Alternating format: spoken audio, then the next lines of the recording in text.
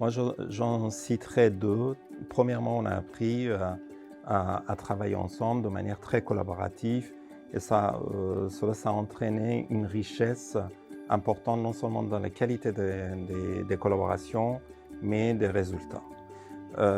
Donc voilà, premièrement, une collaboration en réseau de manière intense.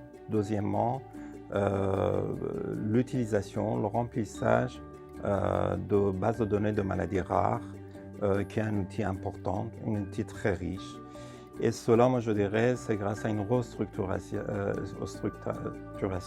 de la filière pour rendre les centres plus efficaces, plus agiles, avec un fonctionnement plus pratique.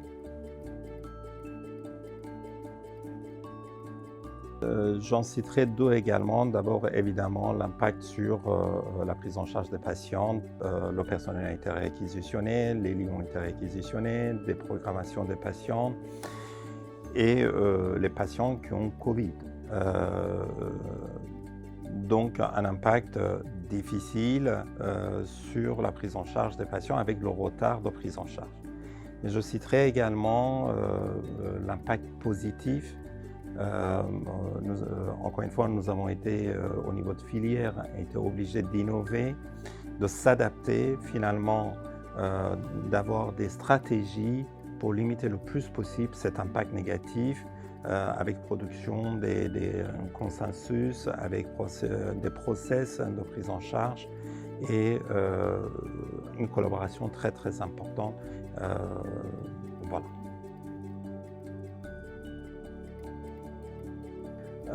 Deux choses importantes. Premièrement, l'arrivée des thérapies innovantes, thérapies géniques en particulier.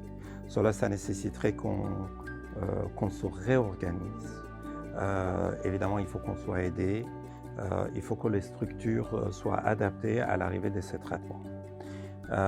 Deuxième chose,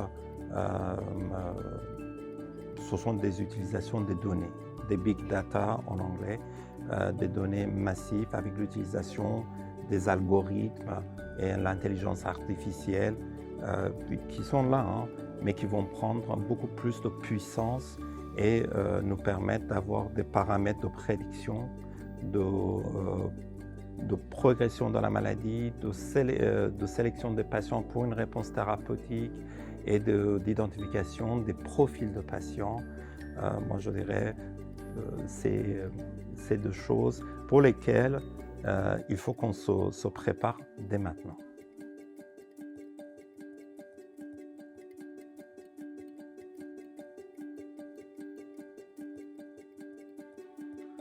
Écoutez, les innovations aujourd'hui sont surtout autour des nouveaux traitements, des traitements innovants qui permettent de guérir des maladies qui étaient incurables jusqu'alors. Donc ça, c'est la grande innovation, elle est là.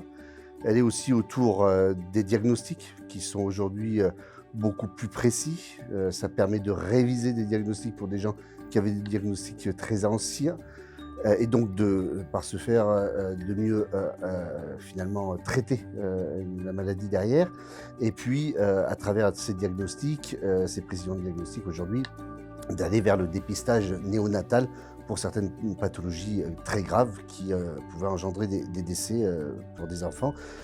L'innovation, c'est aussi en matière de système de santé des dispositifs un peu expérimentaux qui sont menés et auxquels on adhère, nous en tant qu'association de patients, et notamment des dispositifs d'accompagnement un peu innovants, comme on est en train de le développer en Corse.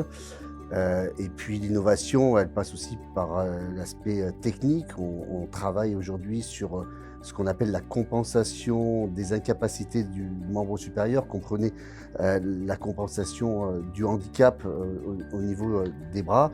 Comme on a aujourd'hui le fauteuil roulant électrique qui permet de compenser l'absence de marche, on travaille aujourd'hui à la prise en charge et à la compensation des incapacités du membre supérieur. Donc l'innovation, elle est partout. Elle est sur les traitements, le diagnostic, la compensation et puis la prise en charge.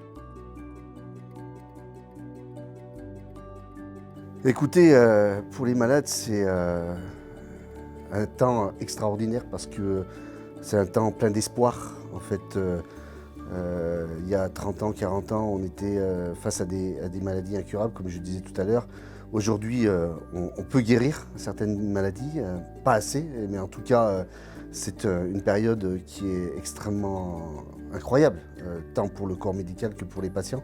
Donc l'espoir sur les traitements, l'espoir sur les diagnostics, on diminue aussi l'errance de diagnostic, cette période pendant laquelle les personnes peuvent rester sans avoir de diagnostic et sans savoir vers quelle prise en charge médicale elles peuvent aller pour pouvoir répondre à leurs difficultés.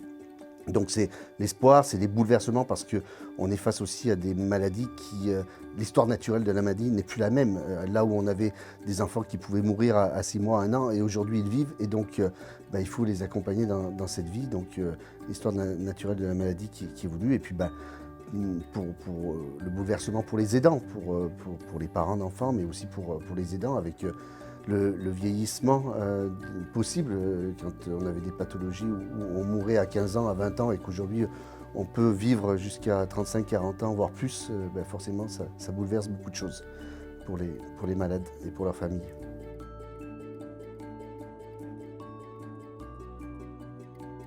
Écoutez, notre rôle, il est de pouvoir accompagner au mieux toutes ces évolutions et toute cette révolution et toutes ces innovations. Donc on est dans un combat contre la maladie, et ce combat il passe aussi par le fait de faire évoluer notre société, notre système de santé. Tout à l'heure je parlais du diagnostic, faire évoluer la réglementation pour permettre le diagnostic néonatal.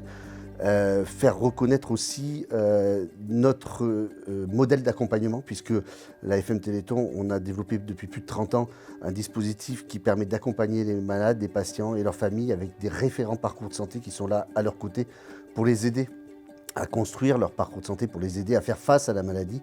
Et donc notre combat, il est aussi là, il est de faire reconnaître une forme de droit à l'accompagnement pour les familles, pour les malades, face à tout ce que engendre la maladie.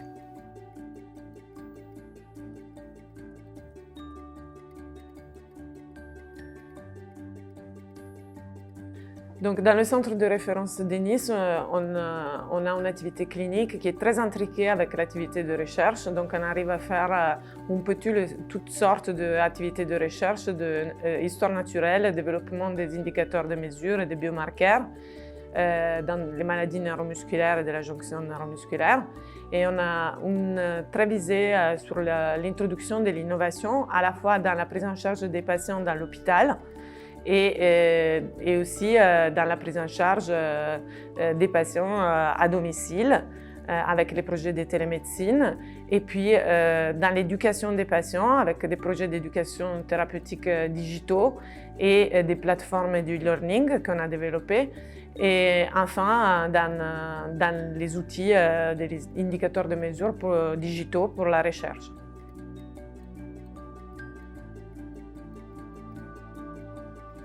Nous sommes face à une nouvelle campagne de labellisation. Je pense qu'on a tiqué un peu toutes les cases. Et pour le futur, mon investissement et l'investissement de l'équipe sera surtout dans l'éducation et le training. C'est un point qu'on a un petit peu laissé de côté, qu'on a développé, mais qui peut encore être développé ultérieurement, parce que je pense qu'il faut faire profiter aux jeunes des connaissances pour former la nouvelle génération de personnes qui s'occuperont de maladies neuromusculaires, et aussi impliquer les patients dans ce processus d'éducation et avoir plus de contact avec les patients et les associations de patients, parce que c'est eux qui représentent un petit peu le centre de notre activité. Donc recentrer un petit peu l'activité sur ces patients.